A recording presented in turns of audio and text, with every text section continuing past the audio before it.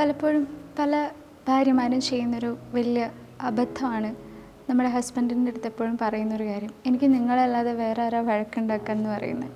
പലപ്പോഴും നമ്മൾ ഭാര്യമാർ ശ്രദ്ധിക്കാതെ പോകുന്നൊരു കാര്യം എന്ന് പറഞ്ഞാൽ, ഇവർ ചെയ്യുന്ന നല്ല കാര്യങ്ങളെയും അവരുടെ നല്ല ക്വാളിറ്റി പോലും നമ്മളവിടെ വാല്യൂ ചെയ്യാതെ, അഡ്രസ്സ് ചെയ്യാതെ, അവർ ചെയ്യുന്ന ചെറിയ മിസ്റ്റേക്കിനെ വലിയ കാര്യങ്ങളാക്കി നമ്മൾ സംസാരിക്കും.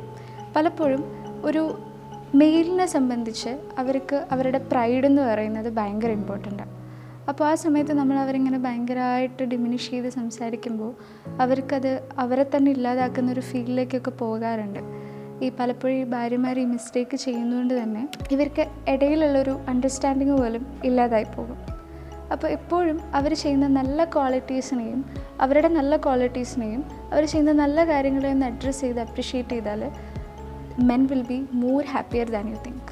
അപ്പോൾ എപ്പോഴും റിലേഷൻഷിപ്പ് എന്ന് പറയുന്നത് അങ്ങോട്ടും ഇങ്ങോട്ടും അഡ്രസ്സ് ചെയ്യുന്നതാണ്. അതൊരിക്കലും മോശമായ കാര്യങ്ങൾക്കാവരുത്, എപ്പോഴും നല്ലതായ കാര്യങ്ങളിലേക്ക് കൊണ്ടുവരാൻ ശ്രമിക്കുക.